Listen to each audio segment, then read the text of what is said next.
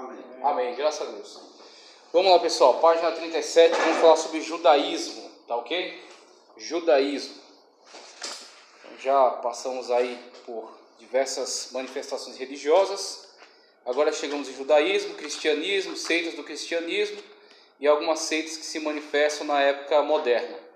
Então, sobre o judaísmo, aqui diz, página 37, antes de desenvolver o nosso estudo sobre judaísmo, é importante destacar que o termo judaísmo não se usa somente para a religião do povo judeu. É algo semelhante ao que acontece com o hinduísmo, tá? Então, o hindu, ele é não somente o religioso ligado ao hinduísmo, né, aquelas manifestações de fé dentro das tradições do hinduísmo, mas o hindu também é o cidadão que nasce na Índia. Então temos aí a questão do termo, né, referente à nacionalidade ou referente à fé desta pessoa.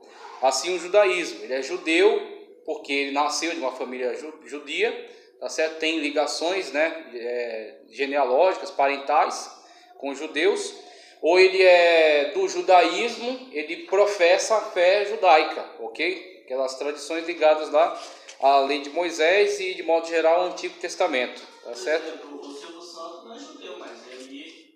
Isso, ele é judeu por nascimento, família Bravanel, mas ele, assim, não manifesta ser tão religioso, né? Aí a gente também não sabe, assim, muitas das vezes ele mostra uma coisa publicamente, mas no privado talvez até tenha lá, exerça algumas práticas. A gente vai ver as diversas facções do judaísmo que existem hoje.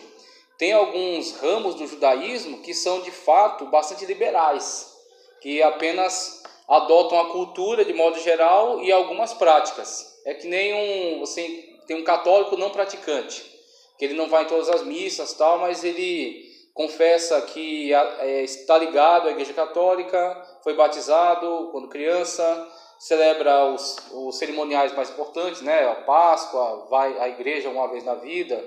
Então ele é não praticante, ele não está sempre na igreja, mas ele está ligado a alguns rituais mais importantes. Assim também tem judeus, a gente vai ver algumas linhas do judaísmo que são mais liberais, e pode ser o caso do Silvio Santos. Veja, a história da origem e do desenvolvimento da religião judaica, chamada de judaísmo, está registrada nas Sagradas Escrituras do Antigo Testamento e nas tradições orais do povo hebreu, também chamados de israelitas ou judeus. Israelitas e judeus, veja, num primeiro momento, ser israelita estava ligado, pode ser tudo bem? Estava ligado a ser pertencente àquele agrupamento, tá certo? Das tribos. Então você tinha as 12 tribos, né? Tinha todo aquele grupo, aquele agrupamento de tribos que compunham a nação. Então este era o Israel. Todavia, depois dos eventos do cativeiro, né, o cativeiro assírio e depois o cativeiro babilônico, do cativeiro babilônico retornou Judá, tá certo? Do cativeiro assírio, na verdade, não houve um retorno de um povo que pudesse comprovar linhagem genealógica, porque houve uma miscigenação, houve uma mistura. Assim, o nome israelita hoje, ele é sustentado por aqueles que pertenciam na antiguidade à tribo de Judá, que foi a tribo que retornou do cativeiro. Então, ao mesmo tempo que eles são judeus, porque são descendentes, né, da tribo de Judá, eles são também os israelitas da atualidade, porque eles são a única tribo que restou, né, daqueles que passaram pelo evento dos cativeiros, a única tribo que restou historicamente.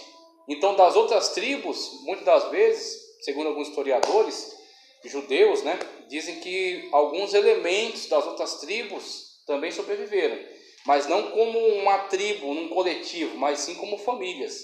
Então alguns alegam que são da tribo de Benjamim, são da tribo de Naphtali, de Zebulon, de Dan, mas alegam isso como família. E aí apresentam uma genealogia que é difícil de ser comprovada, mas eles afirmam que são pertencentes a essas tribos, mas não como coletivo, e sim como famílias. Numa situação de deportação, obviamente, não são todos os indivíduos que são eliminados, não são todos os indivíduos que são levados para o cativeiro, não são todos os indivíduos que são mortos. Algum remanescente fica. Então, desse remanescente que fica, muitas das vezes, consegue-se sustentar uma linhagem. mas não uma linhagem que possa se comprovar coletivamente, mas somente uma família. Então, digamos, é possível até que hajam famílias das tribos, das antigas tribos de Israel que tenham permanecido, mas coletivamente a tribo que permaneceu foi Judá. Então, a tribo de Judá cabe o nome de judeus, por causa da tribo de Judá, mas também o nome de israelitas, porque eles são os atuais representantes daquilo que era o antigo povo de Israel, tá certo? Então temos aí a questão dos judeus e a questão do nome israelitas atribuído a eles. Pode-se dizer que o judaísmo tem suas raízes na fé monoteísta de Abraão, primeiro patriarca hebreu, progenitor dos israelitas, pois de acordo com os relatos bíblicos, após o dilúvio, ele foi o primeiro homem a quem Deus se revelou como o único Deus verdadeiro. E aí ele vai falar aqui sobre a circuncisão, vai falar sobre o êxodo, mas o que ele vai fazer aqui? Ele vai fazer um caminho histórico ao longo do Antigo Testamento, mostrando as variações pelas quais passa a religião entre os hebreus. E aí vamos usar aqui a terminologia, né? Hebreus. Quando falamos de hebreus, do que estamos falando?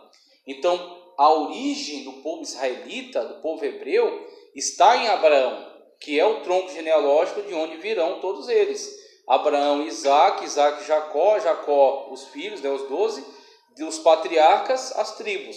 Então temos aí a história deles principia em Abraão. E em relação a Abraão, podemos nos referir a ele como o hebreu, o estrangeiro, aquele que vem da além do rio. Então Abraão, que migrou, tá certo, para a Palestina, podia ser chamado então o hebreu. Então nasce aí o nome hebreu, tá certo? E aqueles primeiros descendentes, aquele primeiro agrupamento, tá certo, em torno de Abraão, e depois dos seus descendentes diretos, Isaac, depois Jacó, e aquela primeira família, tá certo, que depois vai descer para o Egito, né? Naquela situação na qual José primeiro foi vendido, teve uma ascensão, chegou a ser vizir, tá certo, no Egito, né? Vice-rei, participando de uma parte administrativa fundamental no Egito, e depois favorecendo a sua família por meio dessa representatividade política que ele se torna, né? Favorecendo a descida deles para Gósen, para que eles vivessem lá. Aquele clã, tá certo, que desce para o Egito, sendo favorecidos por José, passando a morar ali não como escravos, mas como povo recebido como visitantes, né? Esses são os hebreus, são os antigos hebreus, ok? Então, em relação a esses hebreus, como ele explica aqui, o que nós podemos falar no que tange a religião, no que tange a revelação? Não tínhamos código escrito nesta época. Esta época é muito recuada na história. Não houve a entrega no Sinai ainda, que se dará posteriormente. Não há código escrito, não há livro sagrado, tá certo? Não há ritualística, tá certo? Não há liturgia, não há hierarquia. Essas instituições não foram formadas. Então a única coisa que temos a falar em relação aos hebreus, que são aí o proto-Israel, tá certo? Aquele núcleo que vai se desenvolver formando a nação de Israel, o que podemos falar acerca deles é de uma religião unicamente tradicional. A partir da revelação de Deus para Abraão, a comunicação de Abraão para Isaac, a fidelidade de Isaac ao mesmo Deus de seu pai, também Jacó, mesmo indo para Padã Arã, retornando e permanecendo na fé de seu pai, até descendo para o Egito. Então aqueles hebreus que estavam agora morando no Egito e ali se desenvolvendo numericamente, crescendo, né, se engrandecendo, se fortalecendo, a única fé que eles de fato podem professar é a fé no Deus de Abraão, de Isaac e de Jacó. É uma fé puramente tradicional, a fé no Deus dos seus pais. Tanto que quando surge, né, a questão da mudança da dinastia, então aquela dinastia que havia sido formada, né, aquela dinastia do Baixo Egito, na parte norte, que havia sido formada a partir da invasão Ixa, quando o Alto Egito, a parte sul, ele consegue invadir novamente, tomar aquela região e expulsar aquela dinastia do poder, ele se apodera daquela região, ele não reconhece nenhum dos feitos daquela anterior dinastia, agora escraviza os hebreus que estavam ali. Agora eles saem de uma condição de povo recebido, né, como visitantes ali, integrando agora aquele país, eles passam a ser agora escravizados. Quando eles são escravizados, tem o surgimento de Moisés como libertador. Quando Deus se revela para Moisés, como é que Deus se apresenta, né? Deus de Abraão, o Deus de Isaac e o Deus de Jacó. O Deus que foi comunicado o conhecimento acerca dele pela tradição. E agora Deus vai se revelar pessoalmente a Moisés. E Deus, quando convoca Moisés para o ato de libertação, que será realizado por ele mesmo, mas Moisés é o seu representante, né, o seu profeta, Deus, ele apresenta-se como eu sou. A definição que Deus dá acerca de si mesmo. Eu sou e te enviou. Tá certo? O eu ser, o eu tenho sido. Então, quando Moisés chega até lá, o Deus de Abraão, de Isaac e de Jacó é o que eles tinham. Agora, o eu sou é o que se manifesta. Então, agora, este povo que antes estava apenas na tradição, vai começar a vivenciar uma manifestação direta de Deus. Aí Deus vai trazer as pragas sobre o Egito, tá certo? Concluindo na praga dos primogênitos. E aí é estabelecido já o primeiro cerimonial, Pessac, passagem, passar. O sangue nos umbrais na veiga da porta, e o anjo da morte não tocará, não adentrará a vossa casa.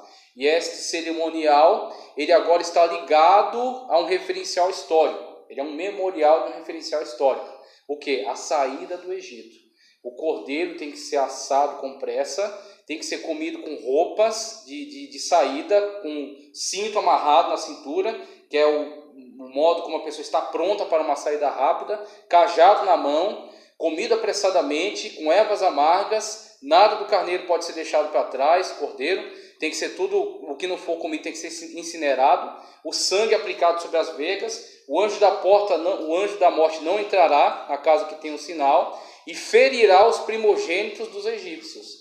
Então Israel agora tem o seu primeiro cerimonial, a sua primeira representatividade institucional religiosa do Deus verdadeiro. E aí quando eles saem do Egito, no Sinai, peregrinação Sinai, no Sinai, manifestação de Deus, a teofania, quando o monte ardendo em chamas, as trombetas, a voz poderosa se manifesta, o terremoto, e eles diante daquela visão se veem tão estarrecidos, tão perplexos, que eles intercedem, pedem a Moisés que não falem, que Deus não fale diretamente com eles, mas que falem com Moisés, e Moisés seja o seu representante, seja o seu intercessor.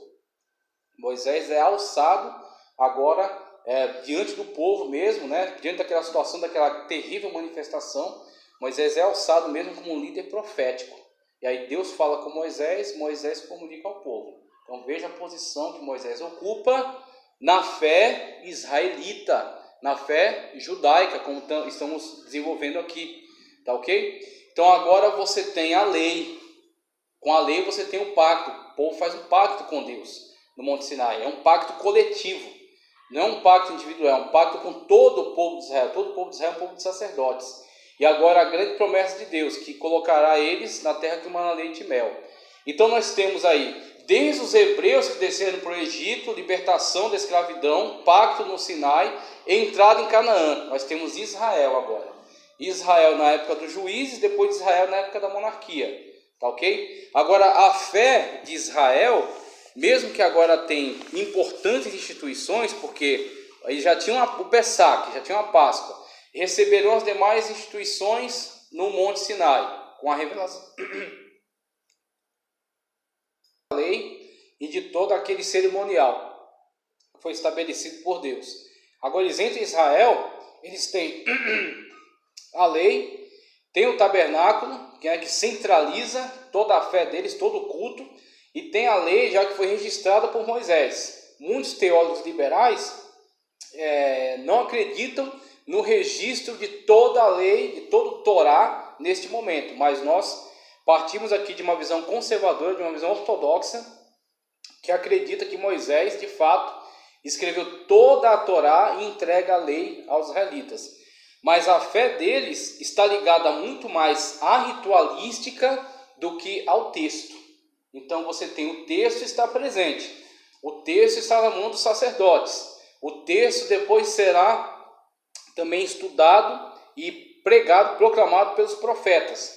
Mas o povo, de modo geral, não está tão ligado ao texto, está ligado aos cerimoniais. Então você tem todos aqueles cerimoniais estabelecidos, né? Então você tem tabernáculo, Você tem o Pessach, que foi fundado lá no Egito. Você tem as colheitas, Pentecostes. Você tem o Yom Kippur. Você tem outros cerimoniais estabelecidos e que centralizam a vida religiosa do povo. Então o povo, de acordo com a época, ele se mobiliza dos seus lugares e vai até Jerusalém celebrar as festas coletivas. Ou então celebra as festas que são também instituídas para serem celebradas entre as famílias, nos seus territórios. Mas aí você tem todo um calendário religioso que cobre todo o ano, né, com alguns momentos de celebração. Então o povo está muito ligado a essa ritualística. Veja, a Terra Santa, porque eles acreditam que aquela terra, por ter sido dada por Deus a ele, era uma terra santa, era uma terra diferenciada de todas as demais, era um território no qual Deus se manifestava. Inclusive na cabeça de muitos, Jeová era o Deus daquela terra e não Deus de outros lugares. Então tinha na cabeça de muitos israelitas, na cabeça de muitos do povo, havia essa concepção de que Jeová era o Deus daquela terra, como outras terras têm outros deuses, mas Jeová é o Deus daquele lugar. Então a fé deles está muito ligada à terra, ao território, estava muito ligada ao tabernáculo, que depois será o templo, tá certo? Quando houver a construção do templo, né, por Salomão, e está ligada muito a esses cerimoniais, essa ritualística, tá ok? O que sofrerá modificação quando você tem os eventos, primeiro, a deportação dos assírios, quando levam as 10 tribos do norte. Quando as 10 tribos do norte são levadas, há um movimento, né, promovido pelos assírios de miscigenação.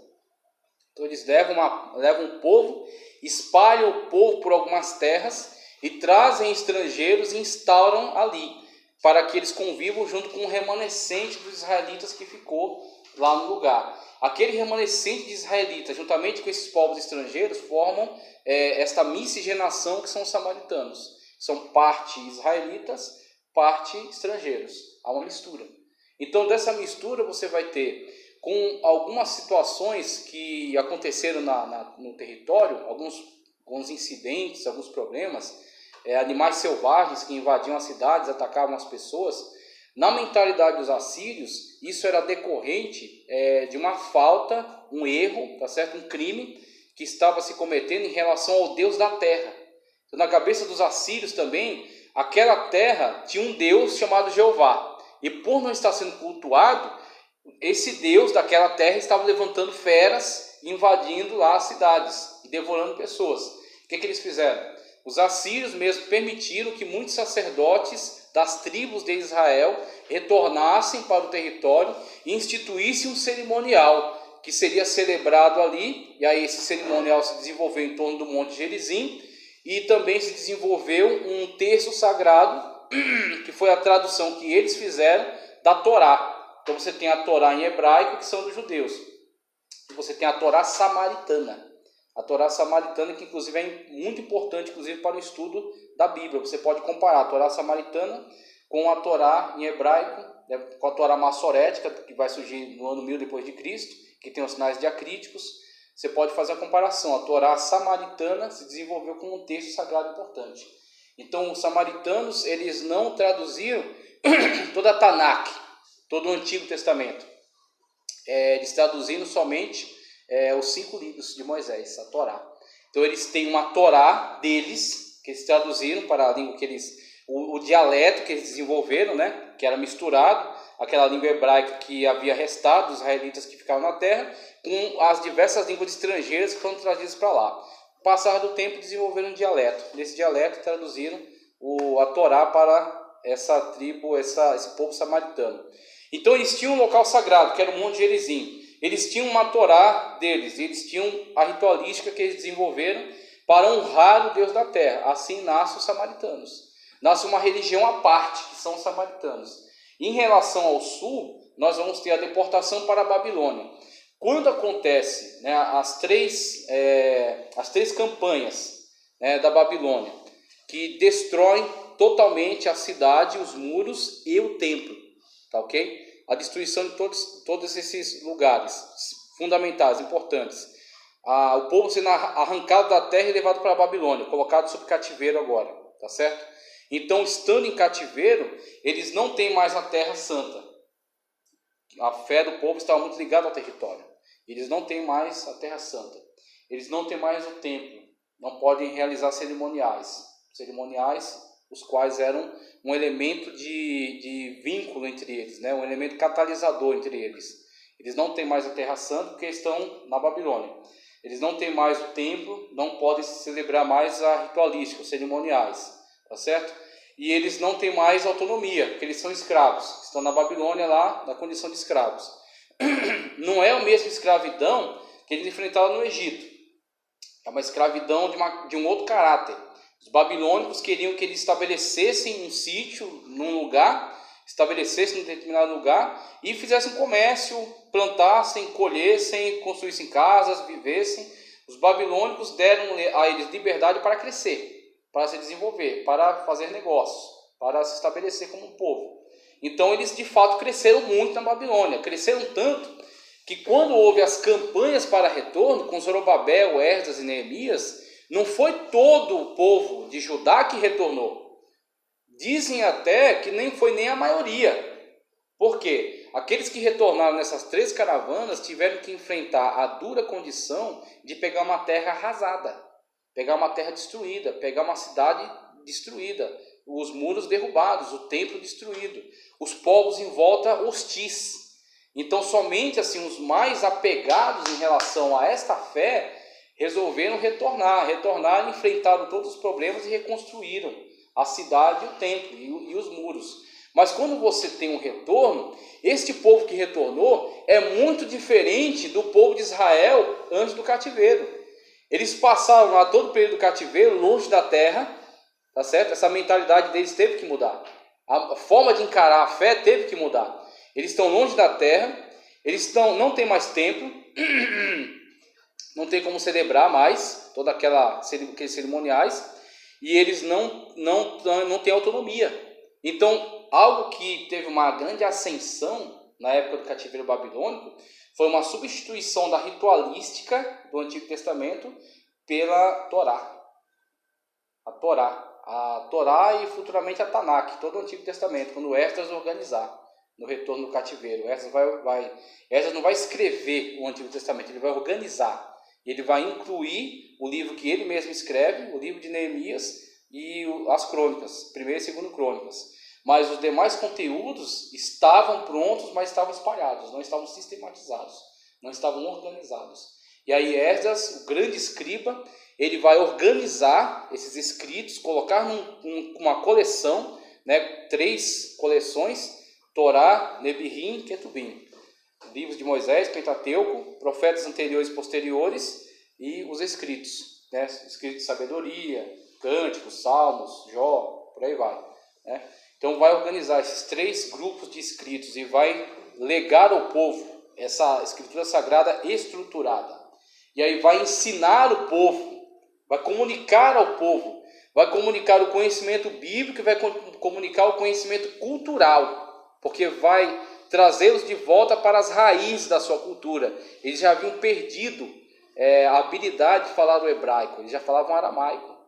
E aí você vai ter o Esdras ensinando, falando, lendo em hebraico, os sacerdotes e os levitas auxiliando o entendimento do povo, traduzindo o ensino de Esdras do hebraico para o aramaico. Aí nascem os targums, que são as explicações, que são não só traduções, mas interpretações, facilitadores para o entendimento da Torá. E aí o povo vai voltar a ter acesso à sua cultura. E a cultura agora do povo do Judá, tá certo? O Judá pós-exílico, tá certo? O Judá que ao mesmo tempo carrega o nome de Judá porque são descendentes da tribo de Judá, mas são também os israelitas, porque eles são o que sobrou de Israel, né? O Israel puro, o Israel não misturado, o Israel não miscigenado. Eles são agora o Israel da atualidade, né? Os judeus. Aí nasce aí o judaísmo e nasce um tipo de fé agora ligada ao estudo da lei, ligada agora à compreensão da lei. E vão nascer algumas seitas em torno desse esforço que vão dar maior, tá certo, valor à lei, ao ensino da lei, à prática da lei, e vão estabelecer não somente o ensino da lei escrita, mas uma lei chamada lei oral. Tradições orais, tá? O que a gente vai ver aqui já no análise do judaísmo. Pode falar. Ah, sim, pensei que você tinha levantado. Então isso que eu queria passar para vocês, desse desenvolvimento aqui. Ó a definição ali, ó. Judaísmo é o nome dado à religião e cultura do povo judeu, e que também serviram de base para outras grandes religiões como cristianismo e islamismo. E aí ele coloca dessa maneira, porque você vai ter, por exemplo, aquilo que é chamado hoje de tradições judaico-cristãs, porque o cristianismo vai surgir de dentro do judaísmo. E aí você tem aquela frase maravilhosa, né, dada pelos evangelhos: veio para o que era seu, mas os seus não receberam. Mas a todos quanto receberam, deu-lhes o poder de serem chamados filhos de Deus. Então veio para o que era seu, significa que ele veio primeiro para os judeus, que foram o povo primeiramente chamado por Deus, desde Abraão, e que chegam até a época de Cristo como este povo, sofrendo todas essas modificações históricas que eu descrevi para vocês. Então quando eles chegam a essa época, Jesus vem cumprindo todas as profecias, cumprindo tudo aquilo que foi vaticinado acerca dele. Agora os judeus, por terem adotado outras compreensões e principalmente por terem atrelado a lei escrita, terem atrelado uma tradição oral, ok? Que eles valorizavam no mesmo nível da Bíblia Sagrada, para eles a tradição oral tinha o mesmo peso, e em algumas circunstâncias era mais autoritativa do que a lei escrita. Quando Cristo vem até eles, encontra um conflito. E aí Cristo, em algum momento, diz: ouviste o que disseram os antigos, eu porém vos digo. Esta frase de Cristo deixa muito claro que há um conflito entre Cristo e a tradição oral. Não entre Cristo e a lei, porque ele veio cumprir a lei. Ele não deixa cair da lei nem um jota nem um tio sem que se cumpra. Então ele cumpre toda a lei. Pela lei você vê Cristo, você vê a lei apontando para Cristo. Mas conforme a tradição oral dos antigos, dos sábios, dos comentaristas, tá certo? Dos professores, aí existe o conflito. Cristo não veio com compromisso com a tradição oral, ele veio com compromisso com a lei, tá certo? Com a palavra de Deus. É isso que ele veio cumprir. Então o termo judaísmo refere-se à religião predominante na Judéia, ou seja, à cultura dos povos hebreus. De acordo com a fé judaica, a revelação do Deus uno e único aconteceu de forma muito concreta através da sua intervenção na história do povo hebreu. Maravilha! Então, expliquei para vocês aí sobre hebreus, expliquei para vocês sobre israelitas, a entrada em Canaã e a formação daquele conceito de religião, a formação dos judeus, tá certo? No cativeiro, depois pós-cativeiro, e o advento, né, do cristianismo, quando Cristo vem, e há um conflito entre Cristo e a lei oral, mas não entre a lei de Deus, a lei escrita. Ele fala de profetismo. Basicamente, o que ele está falando aqui quando ele aborda a questão do profetismo? Ele vai, inclusive na descrição que eu coloquei em tela, ele passa acerca do profeta, né, característica dos profetas bíblicos e classificação dos profetas, quando ele fala dos profetas que deixaram escritos e dos que não deixaram escritos. Mas basicamente o profeta em Israel, né, o profeta do povo de Deus, diferentemente dos profetas de modo geral, que eram assim muito ligados à atividade de adivinhar. Então você tinha os oráculos sibilinos, por exemplo, né, na Grécia. Você tinha aquelas que faziam adivinhações a partir de revelações de espíritos, ou você tinha alguns profetas que faziam uma leitura do voo dos pássaros, né? Conforme os pássaros se agitavam e voavam, ali ele enxergava um presságio. Ou você tinha profetas na cultura romana que investigavam o fígado dos animais. Então, quando o rei cobrava dele alguma orientação, ele sacrificava um touro, uma vaca, né? E extraía o fígado e abria o fígado e conseguia, sei lá como, ler naquele fígado algum presságio. Então, ele tinha lá suas estratégias, né? Então, geralmente os profetas no mundo pagão estão ligados à atividade de adivinhação. São adivinhões, ou realizam alguns prodígios, algumas artes mágicas, né? Como por exemplo no Egito, você tem lá, quando Deus dá um sinal por meio da vara de Moisés, que se torna uma serpente, os sacerdotes do faraó vão lá e copiam. A vara deles lançada ao chão também se tornam serpentes. Agora, no meio de Moisés, ela vai e devora dos sacerdotes egípcios, né? A mágica pode até copiar, pode até parecer, mas o milagre supera a mágica. Vem trazer pessoa uma restauração, Quando o diabo realiza um prodígio de mentira e a pessoa é enganada, o preço que ele cobra é muito alto. É a alma da pessoa que ele vai levar para a condenação. Então essa é a questão. E o profeta em Israel, o compromisso prioritário do profeta em Israel, tanto o Nabi como o Roer, tá certo? Você tem o Nabi, aquele que era o visionário, né? Ou o Roer, aquele que era o proclamador. As duas características estão presentes na mesma pessoa, só que em algum momento o povo buscava mais pelo visionário, como Samuel. Alguém vai até o profeta Samuel, né, querendo que ele traga uma revelação, aí leva um presente muitas das vezes. Eles estão querendo ali o visionário, aquele que vê coisas espirituais, vê coisas que as pessoas de modo geral não veem. Ou aquele que proclama, aquele que diz assim diz o Senhor, traz uma mensagem da parte de Deus. Tanto um quanto o outro estão atrelados no objetivo principal de fazer o nome de Deus ser glorificado. E aí o nome de Deus vai ser glorificado principalmente através da proclamação da sua palavra. Então o profeta Israel, o maior compromisso dele é a proclamação da palavra. Então muitas das vezes o profeta nem realizava prodígio nenhum, nem realizava ato miraculoso nenhum. Muitas das vezes o objetivo dele é confrontar. Então você tem o profeta Amós, que era tocador de gado. Você tem o profeta Jeremias, né, que recebe revelações de Deus e confronta a idolatria. Então, o principal objetivo, e aí nessa confrontação, Deus pode realizar um prodígio através dele. Então, Eliseu, Elias, Deus realizou muitos prodígios através deles. Mas o objetivo principal é confrontar as heresias, confrontar a idolatria, confrontar o paganismo, tá certo? E proclamar Jeová. O culto ao único Deus, né? A adoração a Deus, a santificação do povo e a pregação da palavra, como Samuel, por exemplo.